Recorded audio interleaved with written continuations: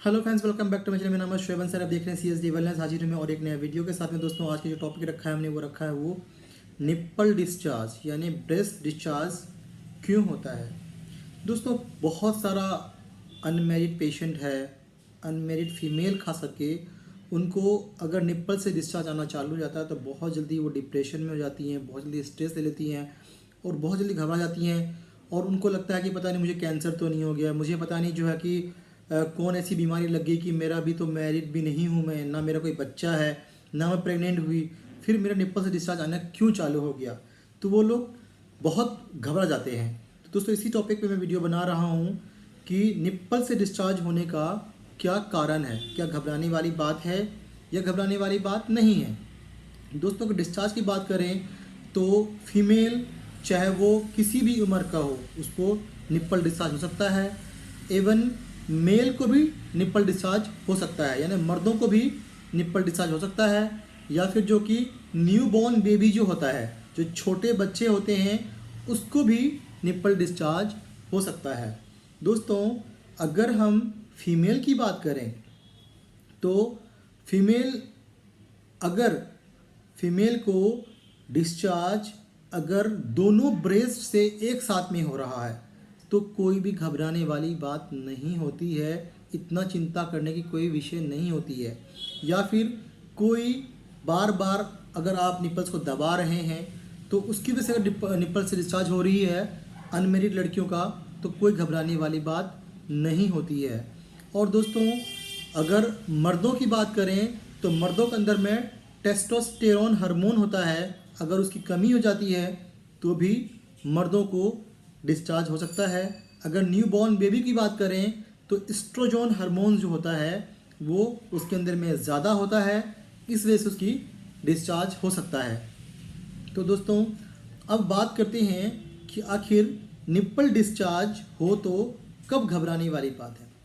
दोस्तों, अगर nipple discharge आपकी एक में हो रहा है, यानी एक साइड से हो रहा है और उसमें से ब्लड स्टैंड यानी कि रेड कुछ डिस्चार्ज हो रही है, तो थोड़ा सा चिंता की विषय हो सकती है। तो दोस्तों, आज हम पूरी तरह से जानते हैं कि निप्पल डिस्चार्ज होने का कौन कौन सा कारण है और कौन कौन सा जो है कि उसका कलर्स होते हैं। तो सबसे पहले तो निप्पल डिस्चार्ज की जो हम कलर की बात करते हैं कि कौन कौन सा कलर निप्पल से डिस्चार्ज हो सकता है। दोस्तों, मिल्की यानी दूधिया कलर का डिस्चार्ज हो सकता है, वाटरी डिस्चार्ज हो सकता है, ग्रीन डिस्चार्ज हो सकता है, ब्राउन ब्लैक डिस्चार्ज हो सकता है, ब्लड स्टेन आ सकता है, येलो डिस्चार्ज हो सकता है। तो दोस्तों, ये सारे कलर्स हैं जो कि निप्पल से डिस्चार्ज में आ सकता है।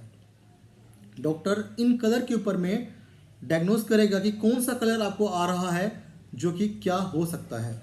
अब दोस्तों, इसकी बात करते हैं हम कॉजेज़ का कि क्या क्या कारण की वजह से निप्पल डिस्चार्ज हो सकता है।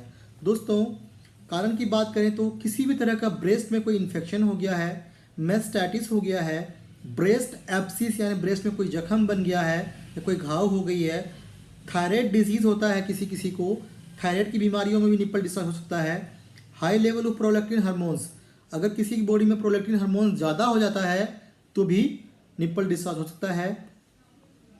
कई बार बहुत रियर केस में ब्रेस्ट कैंसर की वजह से भी निप्पल डिस्चार्ज हो सकता है, लेकिन ये बहुत रियर होता है। फाइब्रोसिस्टिक ब्रेस्ट डिजीज की वजह से हो सकता है, ब्रेस्ट डक्ट डायलेटेशन की वजह से निप्पल डिस्चार्ज हो सकता है, और इंट्राडक्टल पेपुलोमा, जो कि इंट्राडक्टल पेपुलोमा होता है, एक वॉट बन जाता है निप्पल्स के पीछे में, उसकी वजह से आपको निप्पल डिस्चार्ज हो सकता है। स्ट्रेस एंजाइटी यानी ज़्यादा स्ट्रेस ज़्यादा एंजाइटी की वजह से भी निप्पल डिस्चार्ज हो सकता है। मोनोपोज यानी कि महीनावारी किसी का बंद हो जाए तब भी डिस्चार्ज हो सकता है। क्रोनिक किडनी डिजीज़ यानी किसी को किडनी में पुरानी प्रॉब्लम है, पुरानी कोई बीमारी है, उसकी वजह से हो सकता है। और कुछ मेडिकेशन यानी कुछ दवाइयों की वजह से भी आपके निप्पल डिस्चार्ज हो सकते हैं। दोस्तों, जैसे मेडिसिन है, एंटी डिप्रेशन मेडिसिन है, एंटी डिप्रेशन किसी ने चालू किया उसका निप्पल डिस्चार्ज हो सकता है। कोई बीपी कंट्रोल करने के मेडिसिन चालू किया है, उसका निपल डिस्चार्ज हो सकता है। कोई एसिडिटी कंट्रोल करने की दवाई, जो गैस की दवाई खाते हैं एसिडिटी कंट्रोल करने के लिए, उसकी वजह से भी निपल डिस्चार्ज हो सकता है। कई तरह की पेन किलर्स ऐसे हैं जिसकी वजह से निपल डिस्चार्ज हो सकता है। समटाइम तो हर्बल मेडिसिन, चाहे वो हर्बल में कोई भी हर्बल मेडिसिन आपने स्टार्ट किया है, उसकी वजह से भी निपल डिस्चार्ज हो सकता है। और हार्मोन्स इम्बैलेंस की वजह से भी निपल डिस्चार्ज हो सकता है। तो ये सारे कारण मैंने आपको बताए दोस्तों कि इन सारे कारणों में से कोई एक कारण की वजह से भी हो सकता है। लेकिन मोस्टली जो होता है लेडीज़ों का, अनमैरिड लड़कियों में खास करके प्रोलैक्टिन हार्मोन्स बढ़ जाने की वजह से निपल डिस्चार्ज हो सकता है।